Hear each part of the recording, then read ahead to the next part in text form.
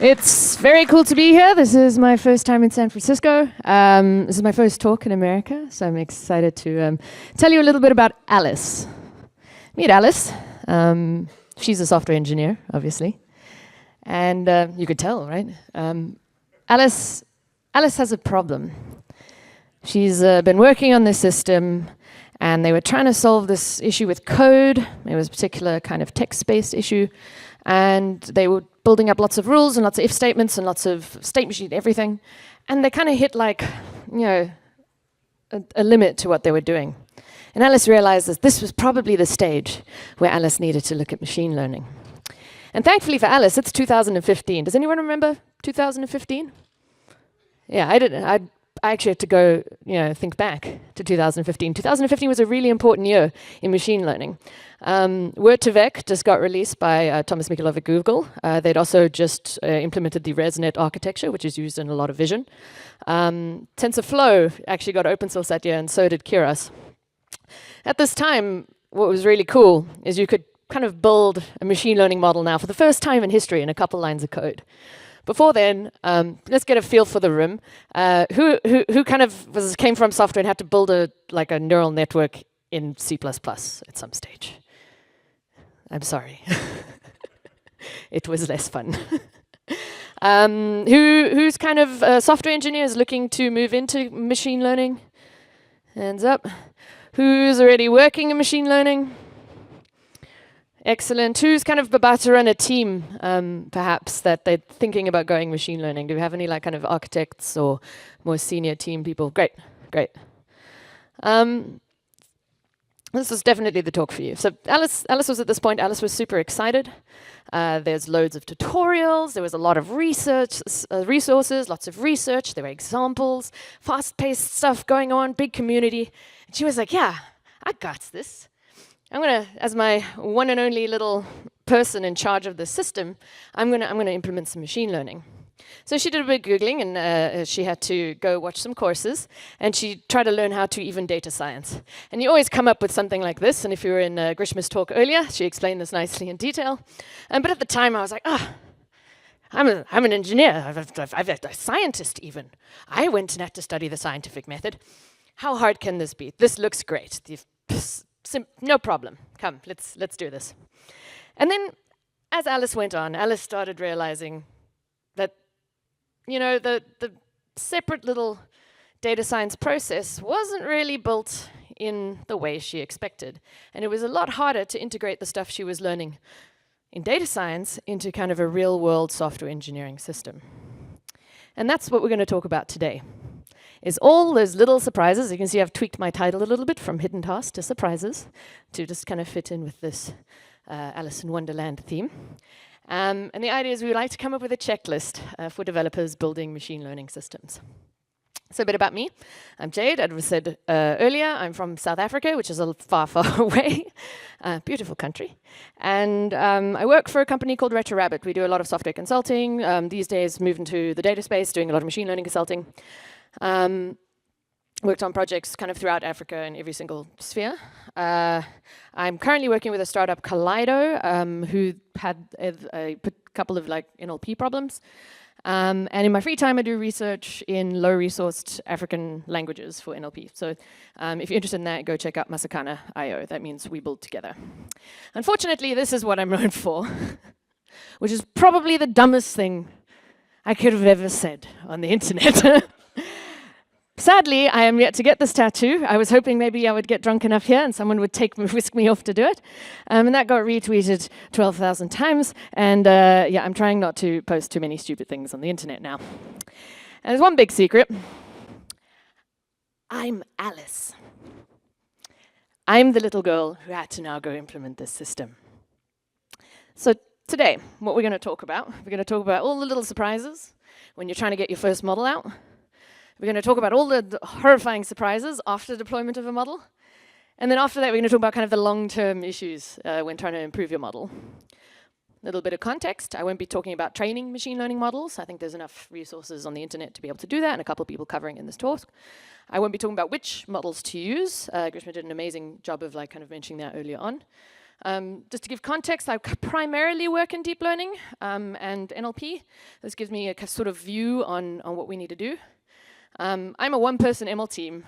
Coming from Africa, you're kind of starved of resources, and working at a startup, you're exceptionally starved of resources. And I know this is in extreme contrast to many of the speakers who come from Google and Netflix. We have lots of resources and lots of people. So I call it the normal world, where data might be everywhere if you're Google, but if you're not Google, data's probably a bit more scarce, and we need to focus on collecting the right sort of data. Quick summary of the problem. It's not too hard. We've simplified it for this. This is kind of what the app needed to do. Was you've got two inputs, two random text strings. I want to meet someone to look after my cat, for instance, and they should be matched to I can provide pet sitting. Right? There's no words in common, but they should be matched. If they should match, yes. But for instance, I want someone to look after my cat, should probably not be matched to cat breeding. They kind of share some words, but they're still a no. And obviously shouldn't be matched to someone who can provide software development. If you're interested, this is sort of built with a language model and a downstream task, which have varied over the years. These days we use BERT if you care about something like that.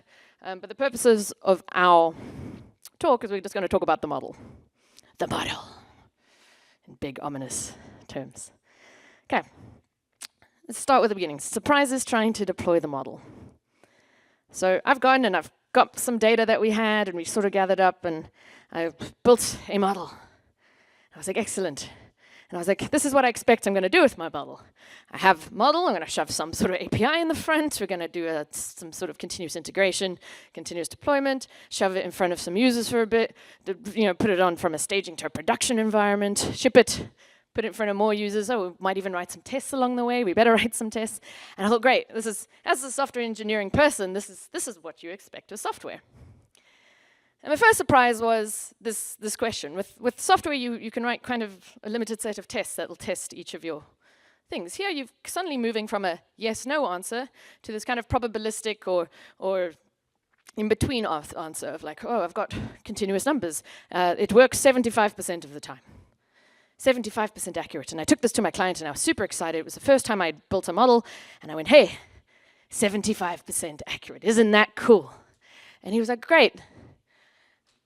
What does that mean? I was like, it's right 75% of the time. He's like, does that mean it's right at, classifying giving matches correctly or not matches? You kind of got this idea with a match is that you're more likely to have a not match than a match. That means we've got kind of a skew in our data. And then he was like, cool, so you've got these, two types of errors I can see. Sometimes it's classifying things that are wrong, like things that shouldn't match as matches, and vice versa. How do we feel about that? And what I learned is that, the choice of what performance metric you actually use is not that trivial. It's something you need to spend time on. You need to spend time with your client, kind of letting business understand it, letting your product owner understand it who might not come from the background. In our case, we opted for what we call a ROC curve, or in particular, it comes at one number. It's the area under a curve. And this was useful because it kind of allowed business participation. They could help with these threshold selections. This would allow them to say, hey, I'd like a lot more, I'm preferring my false positives over my false negatives, or vice versa. In a health system, you might want to be really careful about one or the other, versus a recommendation system. It doesn't really matter if people get recommended the wrong thing, so that's perhaps a little bit less serious. And from this, we kind of developed a way and a threshold or a way to select your thresholds and a way to kind of discuss this. And it was really key to have my client understand this. And the next surprise comes along. And he goes, how can I trust this? How do I know it's behaving strange? We spoke a little bit about this earlier. And in these two particular cases, you've got a skin cancer detection on the right, and we've got some huskies/dogs on the left. And I say husky, it should have been wolf/dog, anyway. But in skin cancer detection, when they did that, they actually built a system that learned the ruler. And in the wolf-dog classifier, they actually learned the snow. So that's what the model figured actually ended up learning. So that makes us a little bit scared. So what can we do? And we did some digging, and it turns out there are tools, explanation tools, which allow you to do this. And it's a little bit hard to see. So what I'm going to read is at the first line, I want to meet a photographer. I can provide photography. And where it's marked orange, that's saying this is what contributed to our positive match status, our positive match. And I was like, that seems reasonable. That's good. It looks like it's using the right information. And the second one, we can see it's completely bizarre. It's got something about snooker coaching and something about financial modeling. And they're also giving a, yes, these should match, which is completely absurd. And it looks like it was almost entirely ignoring the first sentence and really focusing on that second one to do with financial. In fact, it turned out, if you ever had the word financial in the data, in either of the sentences, it would just say it's a match, even if they were completely irrelevant. So that became very useful. And these days, there are a couple of techniques you can use to do it. The one is the one we used. It's called LIME. It works for images. It works for text. It works for tabular data. It's quite an old project. I think there are actually a lot newer ones since then. For instance, Paradash Code, they're one of Google's projects. They've got a what-if kind of machine. I think it's actually now bundled up with TensorFlow Extended. And they allow you to try and inspect what the model does in different scenarios. So this was really important, because I needed to build up trust in my client to understand it. The next one was wondering, will this harm my users? We didn't actually think about this at the time. We thought about it much later, which you'll come to see. But I mention it in the first step, because this is where it should be, right? When you're trying to decide if you're going to use a machine learning model, you should already be thinking about the potential harm. Back in the day, no one was talking about ethics. No one was talking about fairness. And so we just dove in blindly. Whereas now, we take a step back. And we take a step back right at the beginning. So this was a very recent case. This was 2 weeks ago. I mean, it was fun. Krishna earlier had another case also 2 weeks ago. And this one was, they had racial bias in a medical algorithm which favored white patients over sicker black patients. And this happened. This is from the Washington Post. I really recommend everyone go and read this book by Ruha Benjamin. Racist robots, as I invoke them here, represent a much broader process. Social bias, embedded in technical artifacts, the allure of objectivity without public accountability. And what she warns against here is also described here. What are the unintended consequences of designing these systems at scale on the basis of pre-existing patterns in society? As you heard earlier, in machine learning, we're using existing data. Often this is existing labeled data. How did it get those labels? And this is the question we had to take a step back and think about. In our case, we're working in NLP. These are some NLP words, not too serious. Basically, one of the tools has word-to-vectors known gender and race biases. The second issue, it's in English, right? That's a default only to some parts of the world.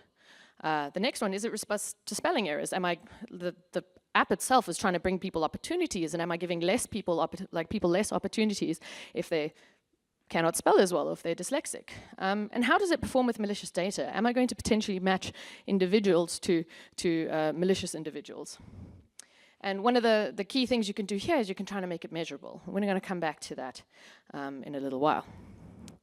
Thankfully, particularly if you're working in more tabular data, there are a number of tools for this. We've got Paradash Code, which is also Google's tool. They've got a number of fairness tools. IBM has something called AI Fairness 360, which also you can go poke around and use. And Microsoft has FairLearn. And if you want to go to that link on the bottom, I'll share these slides on Twitter afterwards. There's an entire list of machine learning kind of interpretability and explainability suites.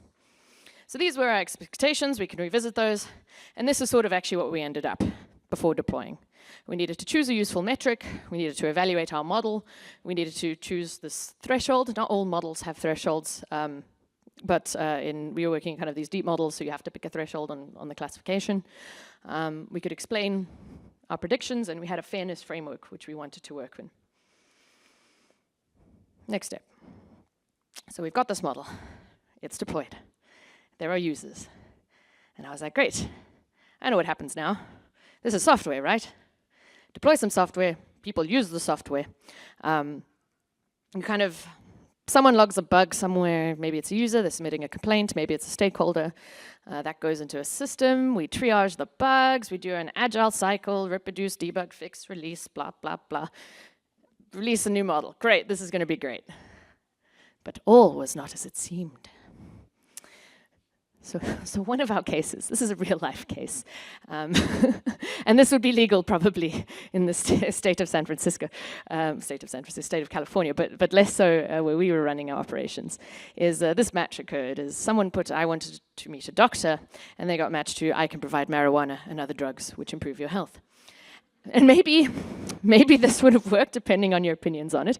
But the client sort of came back and said, your model seems to have some bugs, because he's used to software. So he's like, I know what a bug is. And I was like, great, yes, of course it has some bugs. We knew it only had a certain accuracy.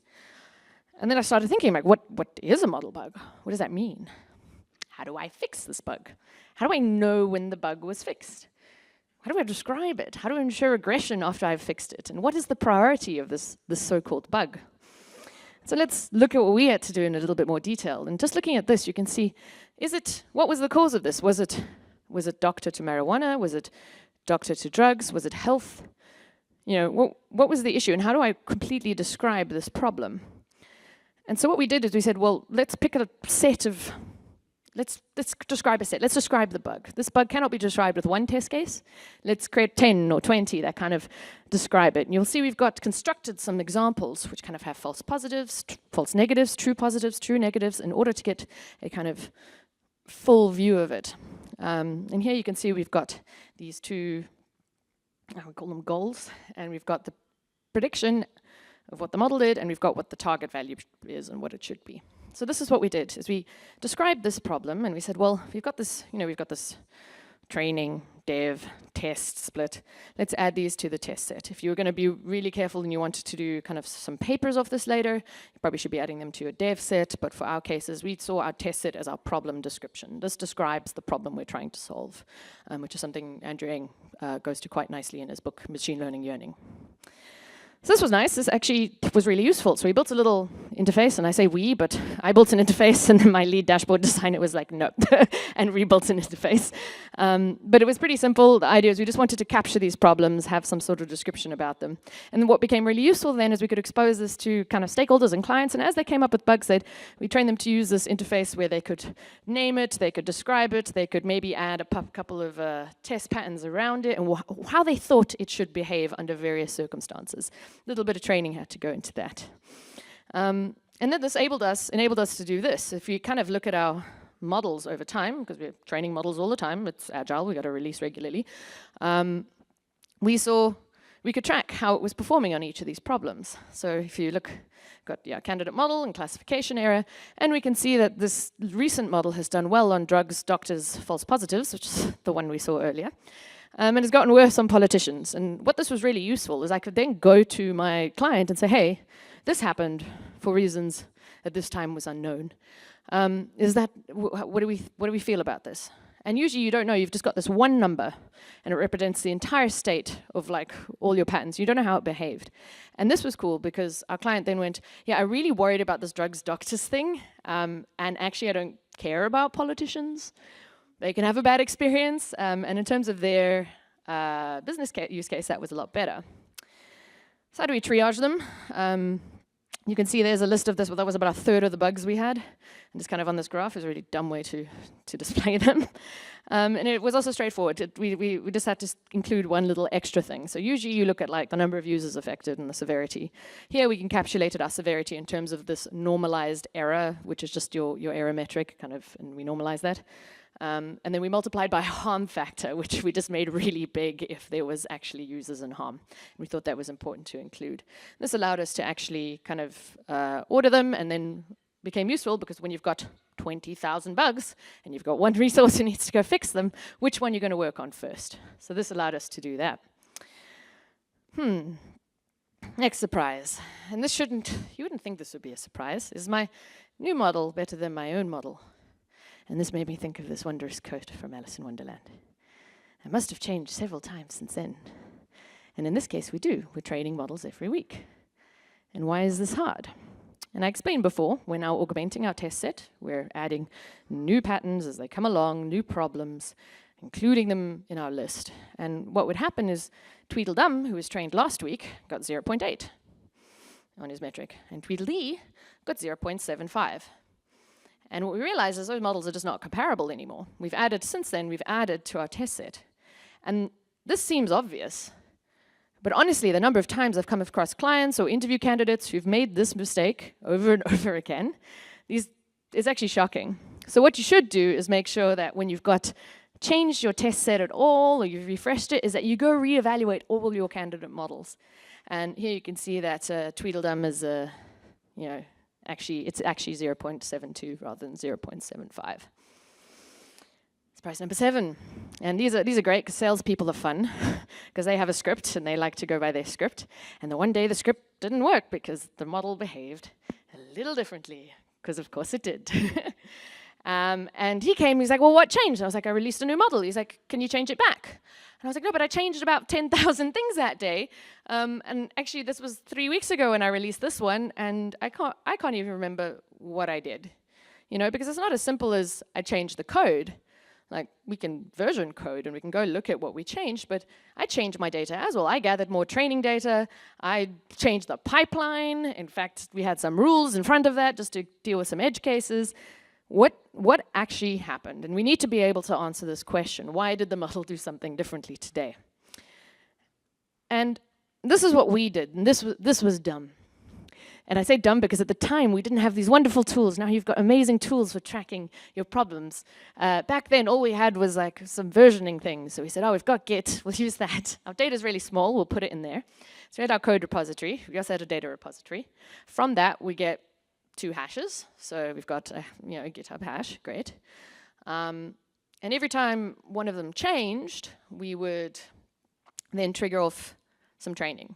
When we trigger off training, we made sure we stored exactly what the data was at that time, so a hash from the state of the data, and what the code was, so that I could trace it down. You could also keep them in the same repository. This becomes a little bit hairy. Or you could have data, rather than having a version-controlled one, you could have a kind of immutable state where each time you replicate your data, each time you change it. That also works. It's a bit harder for comparisons. And we store this, and I like to annotate with what exactly changed. Here it was added feature to training pipeline, which would have been something on the code. Or I could have been like, added more patterns about blah, or from this mechanical Turk run. And it was important was being able to answer that question. So when I looked at the results, which also should be stored somewhere, and I looked at the model and I saw what was deployed, I could then go trace everything all the way back. And if there was something small I needed to revert, I could then experiment in that way. So these were our little expectations, something we're familiar with, and it actually turned into this beast of a process. Is you report a bug, then now you have to identify the problem, you have to describe this problem with like test patterns, you have to add it to a tool, you have to calculate this priority and triage it. And when you're actually working on it, you pick a problem, then you go to one of the common ways to fix it, which is usually gather more data or fix the data, change the model, create more features, retrain, and then evaluate the model you get against all other models on the new test set or on the latest test set. You need to evaluate it on all individual problems so that we can get a feel for what actually was fixed or not fixed. And then we need to be able to select a model with business's involvement, and then we can deploy. Cool. So we've done step 1. So here we are. We've kind of swimming through this. We've now got a way of capturing. You saw there was a big list of all the possible problems we've come up. Some people might ask, oh, why didn't you just go gather a whole lot more data? I was like, well, there wasn't that much to gather. You only have so many users. You're a startup, you're growing, you have to generate data, you have to pretend to imagine where the startup's going to go next. In our startup, they happened to first initially target a certain group of users, and they happened to be in marketing and design, and then the next day they turned around and it was people in scuba diving. And I was like, we didn't train for this. And this is kind of what this section is that everything's going, we've kind of got some sort of process, and then everything goes haywire in the long term. So what happens in the long term? So our expectation was we're going to have these issues, which we've got listed on. We're going to, in our case, because we're using deep learning, the answer is usually find more data or replace the model. So perhaps, in particular, the hard one is find more data. So you usually select or generate these data patterns somehow. You need to get them labeled by a human in the loop. There's mechanical Turk and a number of other options which you can use these days. Those need to get added to the data set, and then you retrain. And the expectation was this model, metrics, they'll just keep getting better and better, and it's going to be amazing. We're so excited. And then it turns out users just want to mess with everything. So users are seasonal. They change their trends very regularly. In our case, it was more than our users. It was our sales team who decided they were going to target wildly different groups of people without warning us. And we hoped it would generalize, but it doesn't always generalize, particularly if you're working in these low data situations. So we had to learn to say, okay, we need to start regularly sampling this data from production for training. And we need to regularly start refreshing our test set is what our problem description is. And that was a nightmare. The other part is when we've selected this data, we need to get it labeled. And data labelers, particularly if you're using these crowdsourcing platforms, they're rarely experts.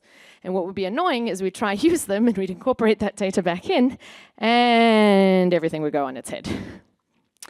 No matter what we did, actually. So we said, oh, well, we asked a data labeler to label, they only each labeled one. Well, not one pattern each. They rather, instead of giving the pattern to 2 people, we only gave it to 1. And then we said, okay, that didn't work. So we said, okay, we'll give it to 2 and see if they agree. And they very rarely agreed. So we said, we'll give it to 3 and there'll be a tiebreaker. And that still wasn't useful. Apparently the correct number is 5, and we were a startup, and that gets expensive, and you don't want to take advantage of people by lowering the cost per pattern label. And we were like, this is horrifying. So we had to know that once there's too much disagreement, it's probably something really difficult. And we'd have to kind of elevate or escalate these really difficult patterns to an expert. And that expert, unfortunately, was me or my product owner, and he would have to sit and sift through it. And we actually built his own little interface, and we took Mechanical Turk. Mechanical Turk is actually like a chess player that turned out to be a human. So they created a robot, I think it was a chess player or checkers player, and underneath the machine was a human just doing it for them. And we put his face on it. We said, that's what you are now. So next problem, our model was not robust. And it turned out that slight variations, little changes, meant that it didn't work at all. And that was horrifying. And this is really common if you're dealing with small amounts of data. It's completely overfit whatever's going on. And what was useful to us is to know that your model can be uncertain. And it knows it. It tells you it, actually. And the first way it tells you is that there's certain metrics which show you this. So in our case, we have a kind of a softmax output. So earlier you saw I had trues and falses, or matches and not matches. But actually the number that comes out is a probability that this is actually a match, and we had to pick that threshold of how probable it had to be. And if there's a kind of in-between probability, so it's 50% thinks it's a match and 50% thinks it isn't, that's it telling you it doesn't really know what to do with this, particularly if it's a classification problem like we had. And there are a number of other techniques you can use. So this, you don't have to read the full PhD, but it's actually quite nice, by Yarangel. And he did a PhD on kind of uncertainty, or measuring uncertainty in deep learning. And it's really great, but there's also a nice, concise little section you can read at the front if you go to the website, without having to read the whole thing.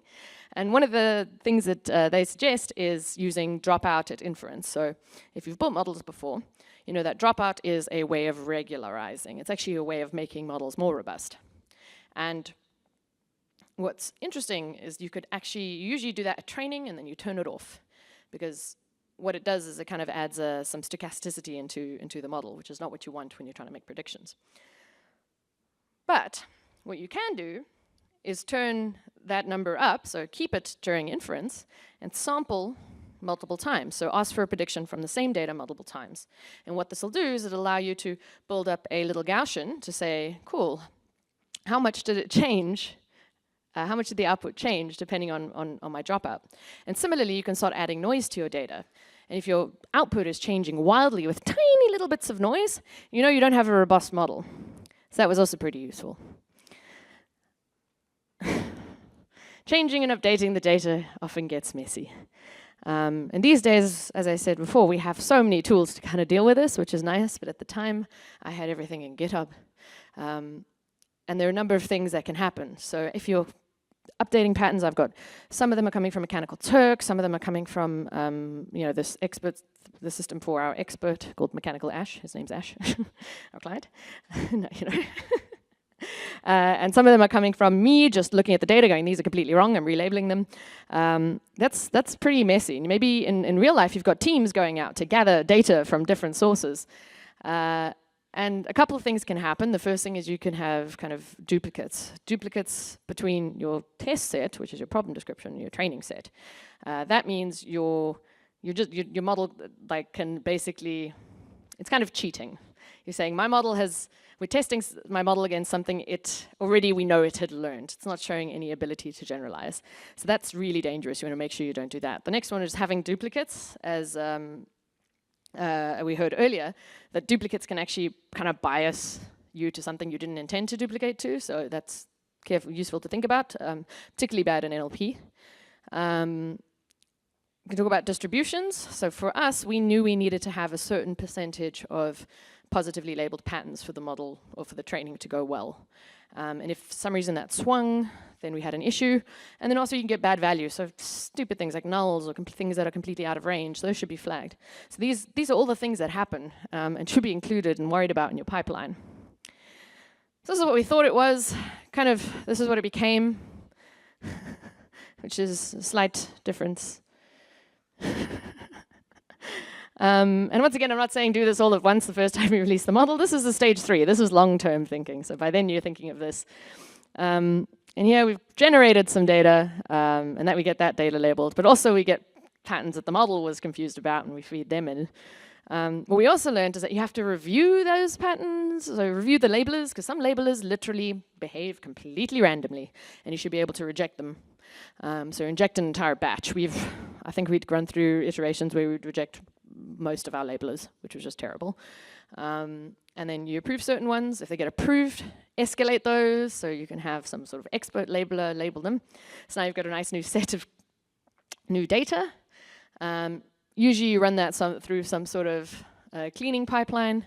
In our case, we did this all just in kind of our CI tool, is we made it run tests on the data, which was fun. I thought it was fun because it was just the most bizarre thing I never thought I'd have to do. And so there was Travis just checking for duplicates and things like that. So we did that, and we would verify, and if it passed all our tests, we merged them back in. In different types of systems, this one was kind of offline. We train everything offline. We'd have lots of human in the loop points, as you can see. Sometimes this becomes a bit easier in certain types of problems where you can actually wire this in all nicely, and there's so many tools now to do that. Yeah, and then we merge it in. So let's run through our checklist. Finally, we've got to the checklist. First release. Select your performance metric really well. Have a way to select thresholds if that's something your model requires. Be able to explain predictions to build up trust in your model. Have a fairness framework or an ethics framework in which you think about the problem and you try to track those issues.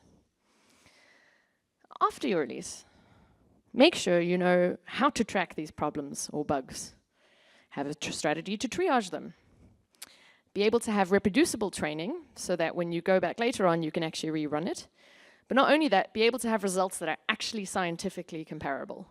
And think about science a lot, your scientific method there. They must be comparable.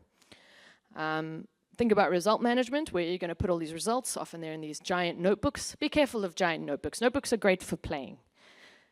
But we can't play with it. I call it notebook hell, is when you open a project and there are these hundreds of notebooks and they've got thousands of lines, and it's hard to do kind of pull requests or reviews on this, and there are tools, but it's its own evil. I can hear people at the front all just like, no. And it's just a scary thing, and that makes it's actually really hard to reproduce. And often when you're working with notebooks, you're working with teams who come from different backgrounds. They come from statistics, and they don't know kind of your software engineering best practices. So where to us, being able to run tests is really important. That's kind of harder to do on a notebook, so we need to kind of enforce stuff there. That's actually an entirely different talk I can talk about one day. And the last one is being able to answer why something changed. So what did you do yesterday that made the model behave differently? Because you need to be able to revert the parts of the changes you made. Let's go looking long term. Have a way to refresh your data.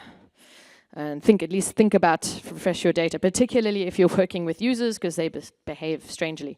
If you're working with kind of fixed engineering problems, this is less of an issue, because you kind of know physics and how it works. Have maybe some version control, or think about having immutable data sets, so you can just have lots of them.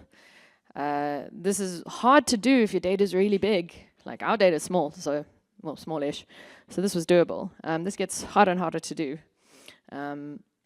Having kind of some sort of metrics for your data, kind of reporting on its quality, or some sort of CI, which is what we did to kind of run tests on our data and deploy it. That was cool for us. It worked really well. I've seen kind of another, since I've got time and going on side rants, one of the things that's quite useful if you're working in somewhere where you've got a lot of legacy data, and it's going to take a lot of work to get into any shippable or useful state for machine learning. And I see teams, they spend 2 to 3 years working on this data, only to get to the point where they find it's not actually good enough to be used. And what I'd suggest instead is figure out what's bad, and as far as possible, and build up a test set or build up a monitoring pipeline where you can monitor what is going on in your data. So you can say 10% of the data coming in is nulls for this feature, and you've kind of got metrics on that, and you can look at graphs over time of how your data is behaving. I keep saying this, but I haven't seen many people do it. I'm trying to convince someone to do it because it's actually so valuable to know, is your data improving over time? You've got, where was I? Oh yeah, have a data labeler platform and strategy. We've discussed that. Have a way of thinking about uncertainty and improving it. And here's a list of things I didn't cover, and hopefully I know we've got a couple of talks today that are going to cover it. Pipelines and orchestration, Kubeflow and MLflow, and there are a whole bunch of tools in this space, which are great. End-to-end products that try capture all the things I spoke about you. You can see there's a lot of moving parts, so it's nice to have a product that does that. So TFX is probably the best one I've seen. SageMaker, people say that it's great. I haven't used it. Same with Azure ML. But this is cool. It becomes a bit more viable to do it if you've got a tool that tries to do it. Unit testing ML systems is not straightforward at all, and there's a great blog by Kristina Gorgieva about testing your ML pipeline. It's on Medium, you can go look it up. Debugging ML models, so that's the model itself doing something weird and you don't know what you've added in, you don't know what the issue is. This is also a really great blog. Privacy, also didn't touch, really important, and Google's got a whole strategy about federated learning, look that up. And then hyperparameter optimization. You have to have this as an approach, because you're not going to be manually tuning your hyperparameters. So then they're endless. Every tool has their own hyperparameter optimization that works well. So yeah, that's my talk. Thank you very much for joining me. I hope it was fun. And okay, we have a bit of time for questions. Does anyone have anything they'd like to ask Jade?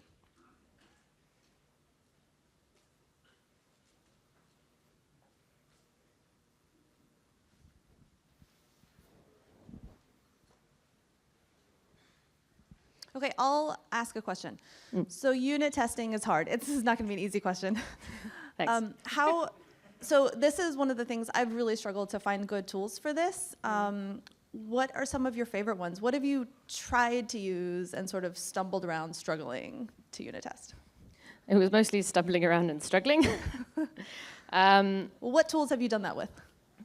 I just use normal testing tools, to be honest. So I was using like plain tools and trying to verify distribution. So whatever you use to write unit tests on your code, so if PyTest or whatever that might be. Tried to do that, didn't go well. It gets really tricky if you're doing stuff in your device, or if you're training in one place and you're deploying it to another place as well. Because then you've got a kind of, your code that's on your device needs to match your code here. That also gets really tricky, so you have to almost like share the unit tests between teams. Yeah, I haven't had a very good way of unit testing, say, for kind of standard ways of doing so. So you're just using regular tools? Regular testing tools, yeah, at this point. Sounds like that's a gap in the framework landscape. Yeah, I've got hundreds of ideas if anyone wants to do that. Anyone else?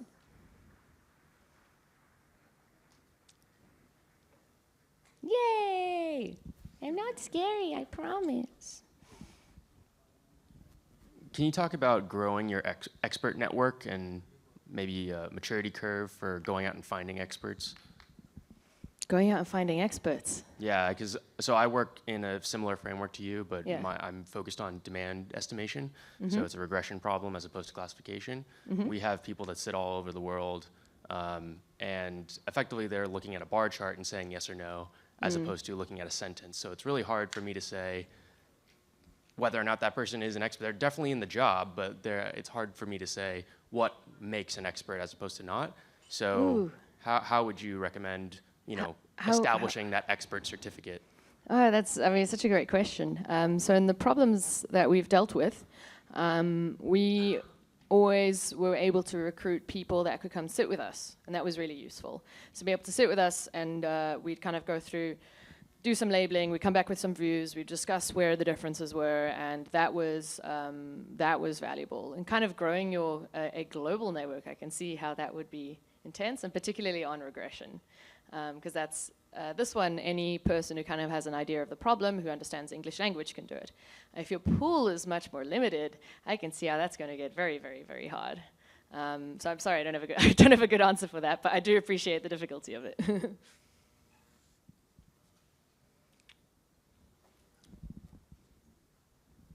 How do you measure the data quality? Let's say you added new data and your model starts freaking out. Is it a problem with the model, the data, or both of the things? So how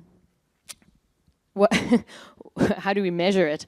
It's this sheer investigation. So what I like to do first is find a model that can overfit my data, because that means the model has the capacity to learn everything in my data. I don't want it to overfit, but if it has the capacity to do that, then there's a better chance that it's not going to be the problem when I add some regularization. And then, at least in deep learning, the problem is probably in the data. In a kind of more traditional ML sense, you can start doing things like feature engineering, which is really valuable. So I always start with overfit to see if the model can learn what I needed to learn. And then only actually pursue a model that can do that, or as best as possible. When we started this was really hard to do because it was the early NLP days and no one knew what was going on. At the moment you just have BERT and that's the end of it. But yeah, so that's usually, did that sort of answer your question? And then yeah, from there you can say if it's one or the other. And the other thing was being able to iterate. So I released, knowing every time I made a change, I did something and I got an answer, and that change was either on the data side, in which case I knew that that change caused the drop or the change, or it was on the code side, in which case I could track that. So being able to, like I said, tie each result to whatever change was super useful.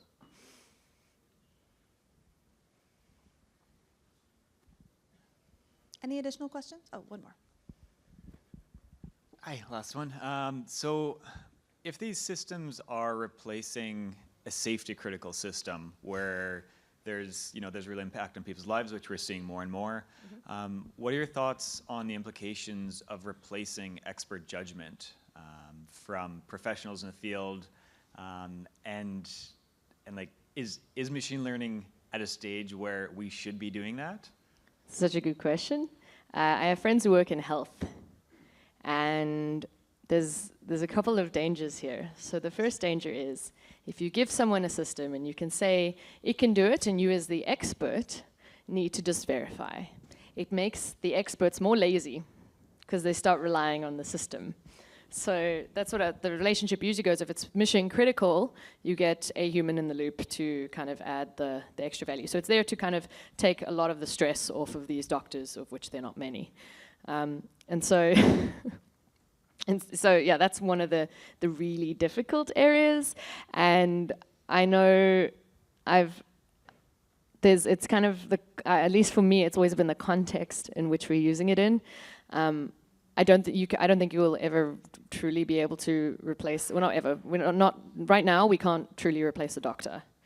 And that kind of answers it in itself. However, if you're in Africa, in the middle of the desert, and there's no doctors around, or there's scarce doctors, then having something is probably better than nothing.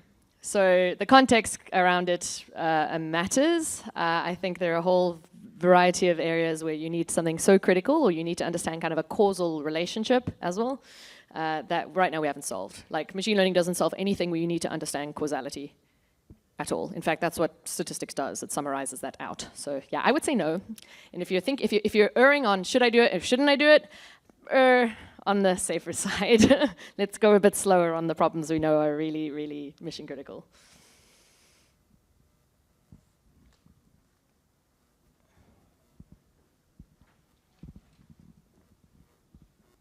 I'm just curious about the time frame of your project. How long did it take you to learn those lessons? Do you feel like you've learned them all Definitely haven't learned them all. I think we learned a lot. Every system, so this was just one of the systems that took really long. Since then, everything's sort of gotten easier because I knew exactly what to expect. Also, some of this is like the technology's come a long time. Because it was just me, right? So it's one person who's got to do everything. So this probably, majority of the lessons was sort of learned within the first like year or two. And we'd already released very recently. So we'd released probably after 3 months. There were a lot of other challenges that I didn't introduce here. We completely chose the wrong tech stack originally. I had a client who didn't want to pay for GPUs, so we kind of said, oh, let's have lots of CPU machines and use Spark and distribute everything, and that has its own set of issues if you're trying to maintain it as an individual user. So that even extended it. So there were all these technical challenges along the way. But yeah, it probably took about 2 years to 3 years to get through the full set. And I think a lot of them we learned and then couldn't implement. While being on a startup, I sometimes end up working as a back-end engineer just to sort those systems out too. So it really was, I was stretched. And they are recruiting. If you want to move to London and do some NLP work, really cool stuff, you could speak to Kaleido. Yes. Cool, in that case, I think we're good. Thank you very much. If you want to come chat to me afterwards.